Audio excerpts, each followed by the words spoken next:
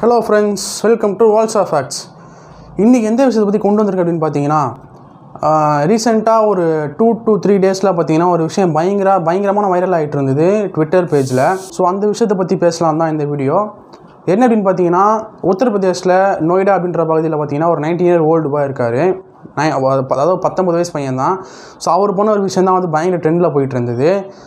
So என்னென்னு பார்க்குறதுக்கு முன்னாடி நான் உங்கள் எல்லாருக்கிட்டையும் ஒரு கேள்வி கேட்குறேன். என்ன அப்படின்னு பார்த்தீங்கன்னா, நாம் எல்லாருமே வந்து ஒரு வாழ்க்கைன்னு சொல்லிட்டு ஒரு விஷயத்தை வாழ்ந்துட்டுருக்கோம். அந்த டைமில் பார்த்தீங்கன்னா உங்களுக்கான ஒரு லட்சியம்னு சொல்லிட்டு உங்களெலாம் வச்சுருக்கீங்களா? என்ன அப்படின்னு பார்த்தீங்கன்னா, ஒரு கோல் அப்படின்னு சொல்லிட்டு எல்லாருமே வந்து வச்சு தான் வாழ்கிறோமா அப்படின்னு சொல்லிட்டு நீங்கள் எல்லோரும் உங்களே கேட்டு பார்த்துக்கோங்க.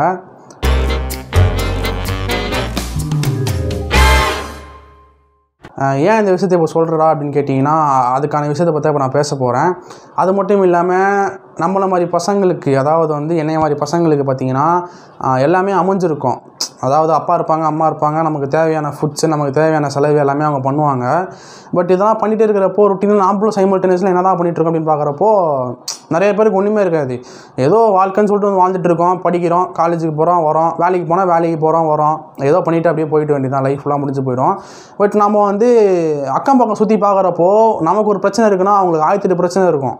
அந்த பிரச்சனையெல்லாம் ஃபேஸ் பண்ணி அவங்க லைஃப்பை வந்து லீட் பண்ணிகிட்டு இருப்பாங்க.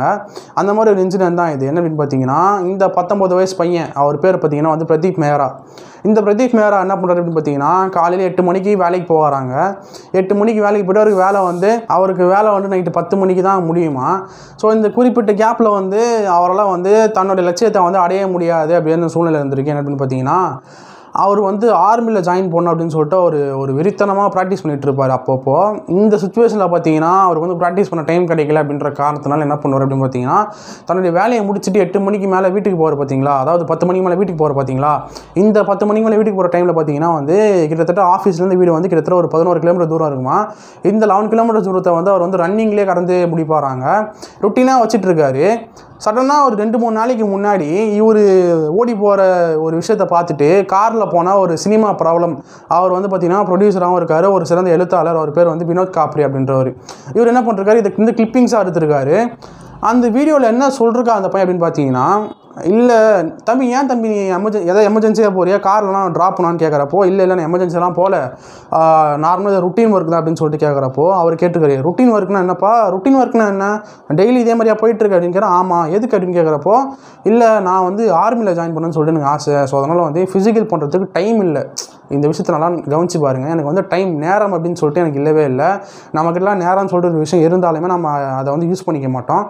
என்கிட்ட வந்து நேரம் கிடையாது, அதனால் வந்து நான் வந்து நைட்டில் வந்து இந்த ஃபிசிக்கல் ப்ராக்டிஸ் பண்ணிகிட்ருக்கேன் அப்படின்னு சொல்லிட்டு சொல்கிறாரு. இந்த விஷயத்தை கேட்டுட்டு அவர் வந்து ஒரு மாதிரி அதிர்ச்சி ஆகிட்டார்.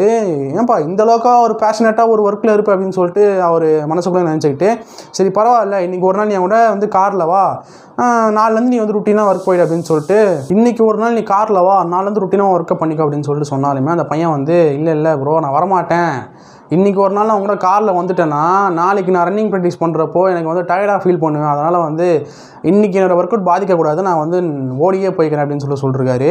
ஸோ அது மட்டும் இல்லாமல் சரி பரவாயில்லப்பா, கொஞ்ச நேரம் கழிச்சு அந்த பையனை ஓட விட்டுட்டு பின்னாடியே போயிட்டு மறுபடியும் கேட்டிருக்காரு. என்ன கேட்டிருக்காரு அப்படின்னு பார்த்தீங்கன்னா, தம்பி சாப்பிட்டியா, என் கூட வேணா வரியா, நான் வந்து சாப்பாடு வாங்கி தரேன், சாப்பிட்டு நீ வீட்டுக்கு போட்டுன்னு சொன்னாலுமே இல்லை வீட்டில் வந்து என் தம்பி இருக்கார், ஸோ என் தம்பிக்கு நான் தான் போய் சமைக்கணும், சமைச்சிட்டு அவருக்கும் சாப்பாடு கொடுக்கணும், அவர் வந்து நைட் டியூட்டி போவார் அப்படின்னு சொல்லிட்டு அவருக்கும் சமைக்கணும், நான் தனியாக விட்டு போனால் என் தம்பி யார் பார்த்துப்பா, தம்பிக்கு நான் தானே சமைக்கணும் அப்படின்னு சொல்லிட்டு என்ன பண்ணுறாரு, அதையும் மறுத்துட்ருக்காரு. அப்புறம் கேட்குறப்போ அப்பா அம்மா என்ன பண்ணுறாருப்பா அப்படின்னு கேட்குறப்போ, அம்மா வந்து ஹாஸ்பிட்டலில் இருக்காங்க, உடல்நிலை சரியில்லை அப்படின்னு சொல்கிறாரு. அப்பா வந்து வறுமையான சூழ்நிலை இருக்கார். ஸோ அது மாதிரி 2 பேருக்குமே வந்து குறிப்பிட்ட வருமானம் கிடையாது. அதனால் நானும் என் தம்பியும் தான் வந்து குடும்பத்தை பார்த்துட்ருக்கோம். இந்த இடப்பட்ட டைமில் பார்த்திங்கன்னா வந்து எனக்கு வந்து ஃபிசிக்கல் பண்ண டைம் கிடைக்காது, ஓடுறதுக்கோ இல்லைனா வந்து மீதி விஷயங்கள்லாம் பண்ணுறதுக்கும் டைம் கிடையாது, அதனால் இந்த குறிப்பிட்ட டைம் தான் யூஸ் பண்ணிப்பேன் அப்படின்னு சொல்கிறாரு.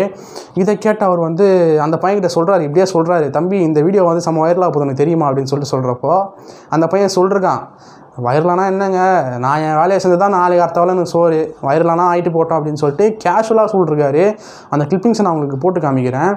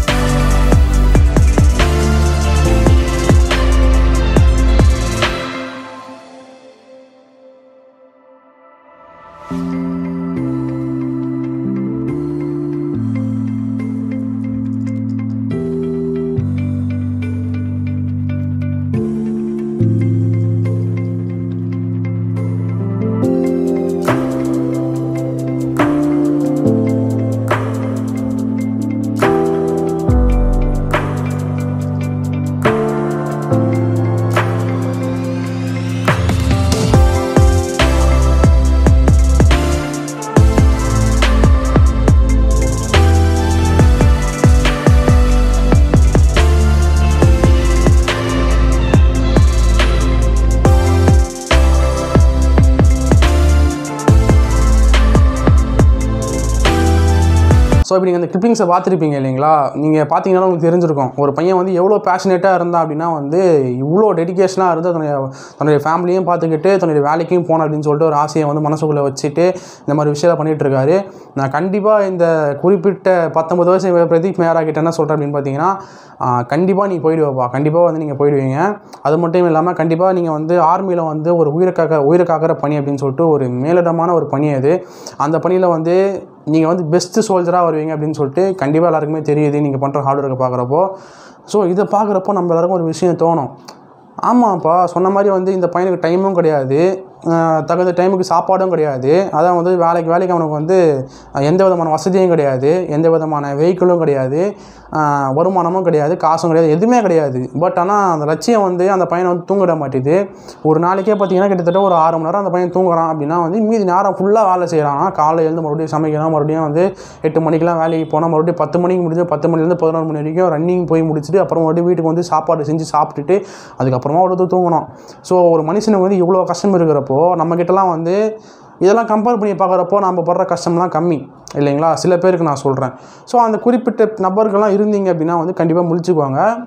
இப்போலேருந்து நம்ம லைஃப்பை வந்து ஒரு கோல் அச்சீவ்மெண்ட்டை செட் பண்ணி வாழ ஆரம்பித்தா தான் கடைசியாக முடிக்கிறப்போ திரும்பி பார்க்குறப்போ ஓகே நம்ம இவ்வளோ விஷயம் பண்ணியிருக்கோம், நம்மளுடைய பேர பசங்களுக்கோ நம்ம பசங்களுக்கோ வந்து சில விஷயங்களை சொல்லி நம்மள ஒரு ரோல் மாடலாக மற்றவங்களுக்கு காமிக்கணும் அப்படின்னா வந்து சில விஷயங்களை வந்து நம்ம முயற்சி பண்ணி எஃபோர்ட் பண்ணி பண்ணால் மட்டும்தான் முடியும் அப்படின்னு சொல்லிட்டு இந்த வீடியோ நான் முடிச்சுக்கிறேன். ஸோ இன்னொரு இன்ட்ரெஸ்டிங்கான வீடியோஸில் வந்து நான் சந்திப்போம். Until then, bye friends, signing off. Bye bye.